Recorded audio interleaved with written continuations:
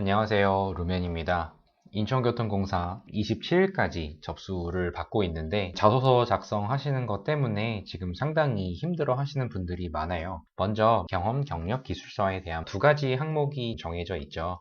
입사한 지원서에 기술한 직무 경력이나 직무 관련 기타 활동에 대해 상세히 기술해라. 요 천자 하나가 있고 인천교통공사 입사 후에 업무 수행에 어떤 도움이 될 수 있는지 기술해라. 하나씩 살펴볼게요. 경험, 경력, 기술서는 냉정하게 말을 하면 지원 직무와 관련된 경험이랑 경력이 없으면은 우리는 채용하지 않겠다라는 그런 의미로 좀 받아들이면 전 좋다고 봐요. 얼마나 오랫동안 인교공을 준비를 해왔는지에 대한 부분을 보는 거기 때문에 아무것도 적지 않고 그냥 제출한다? 그러면 당연히 합격한다는 것 자체는 좀 힘드시겠죠.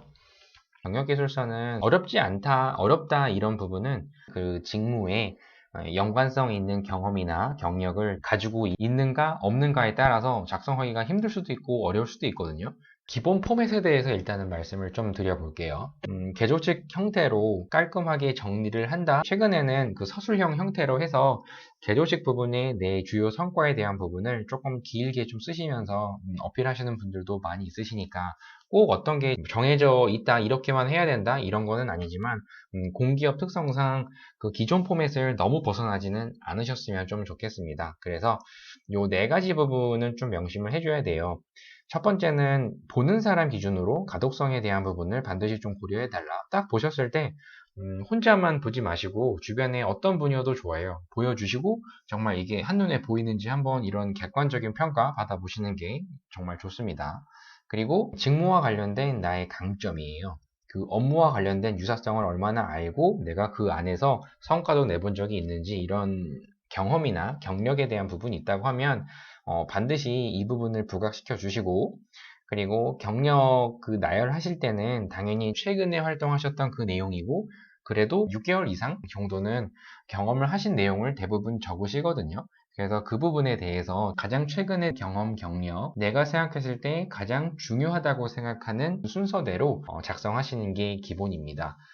제일 좀 알고 싶은 부분이 주요 업무에 대한 것도 있지만 결국에는 주요 성과가 어떤 거를 그 안에서 달성을 해보셨는지에 대한 거를 객관적으로 좀 보고 싶어 하는 그런 마음이 있기 때문에 구체적인 수치나 데이터나 이런 부분들은 좀 성과 쪽에 같이 좀 표기를 해주시는 게 보는 사람 기준에서는 오, 이런 게 있구나.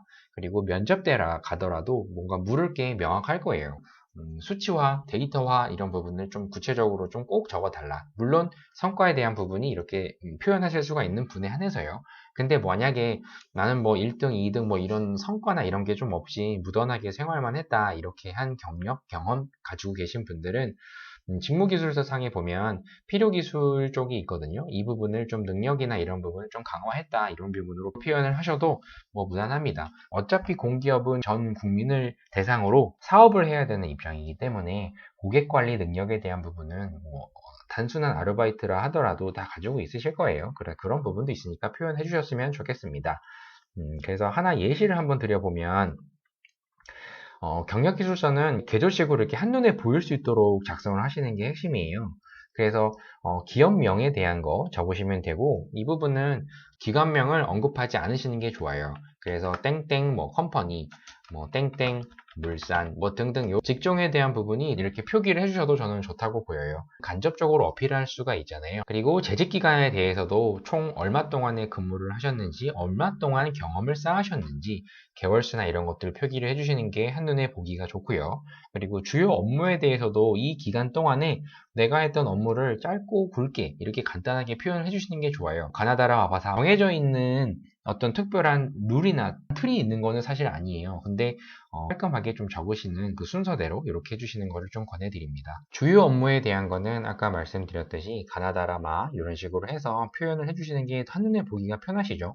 그래서 요거는 사무 기준인데 온라인 마케팅 목표 설정, 그리고 어떤 마케팅 분야에 있어서 전략 수립이랑 실행 뭐 이런 부분들 이런 식으로 정리를 쭉 해주신 다음에 땡땡 하시고 이 부분에서 조금 더 요약할 게 있다고 하면은 여기에다가 좀 정리를 해주시는 게 좀 좋다고 보여요.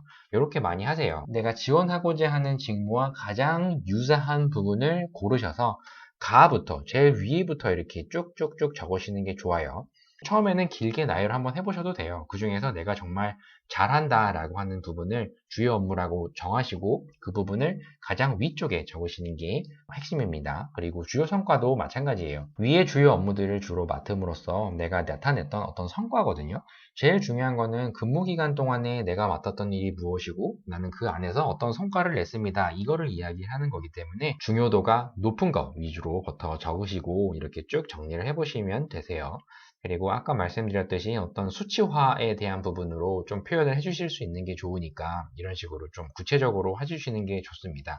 그래야만 숫자를 보게 되면서 구체적으로 또 묻고 싶은 그런 마음이 들 수밖에 없거든요. 근데 주요 성과에 대한 부분을 그냥 무던하게 적으시는 분들도 있는데 어떻게 해서라도 내가 이걸 했는지에 대한 문서가 있는 게 아니기 때문에 적절하게 활용하세요. 너무 과장은 하지 마시고요.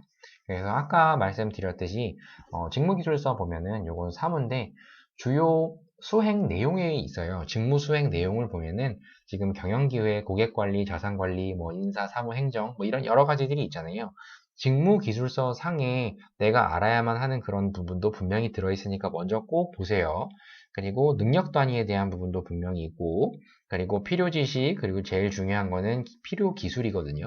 이 부분에 있어서 이런 능력치가 필요하다는 거예요. 이거를 다 잘할 수 있는 사람을 채용한다는 얘기가 아니라 이런 일들이 있으니까 이 중에서 지원하시는 분이 어떤 경험이랑 경력을 쌓아서 잘 한다고 생각하는지에 대한 부분을 맡았던 거, 그리고 주요 성과 이런 부분을 나타내 달라 이런 내용이니까 가장 내가 자신 있는 부분을 선택하셔서 표현을 해주세요.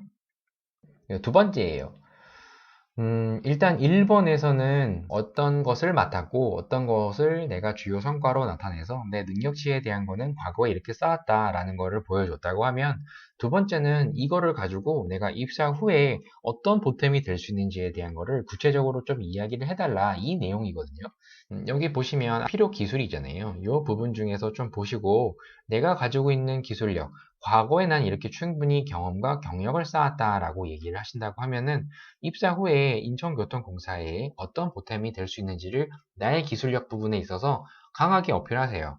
그 참고로 한번 예시를 한번 드려봤는데 만약에 마케팅 업무다라고 하면은 내가 어떤 마케팅을 주로 해서 지금 맡았다 이런 거를 했다고 하시면 활용 가능한 범위에 있어서의 능력치 어떤 부분이 접점이 있는지, 어떤 부분이 공통점이 있는지에 대한 거를 정리를 한번 해보셔야 되거든요.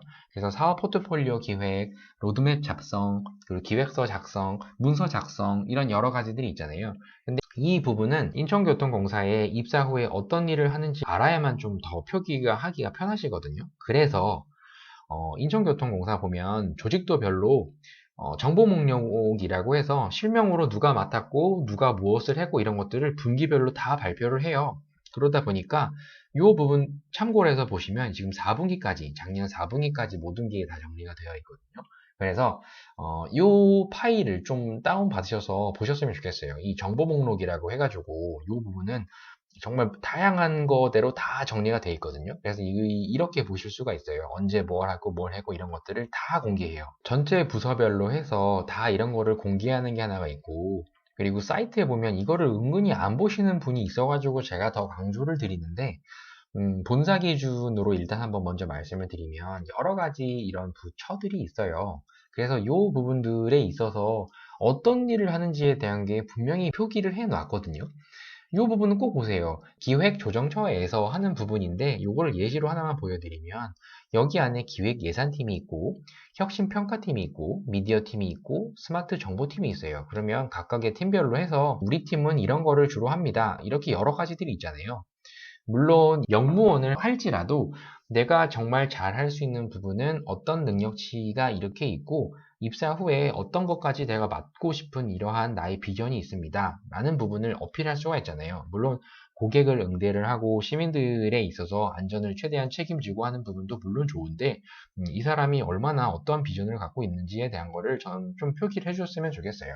그래서 이 부분은 꼭 사이트에 못 찾겠다고 하신 분들이 많아 엑셀 파일로 해가지고 제가 배포를 해드릴게요. 그러니까 필요하신 분들은 댓글을 좀 달아주세요. 그래서 자기소개서 하기 전에 경력 기술서에 대한 부분을 좀 먼저 깔끔하게 정리를 하셔야만 더 자소서를 쓰시는 데 있어서 좀 편하실 거예요. 그러니까 가능하시면 먼저 좀 깔끔하게 경력기술서 두 가지 부분을 좀 마무리를 좀 먼저 하시는 것을 권해드립니다. 그럼 이 다음 영상에는 자소서 항목에 대한 부분부터 좀 자세하게 좀 더 다룰게요. 그럼 감사합니다.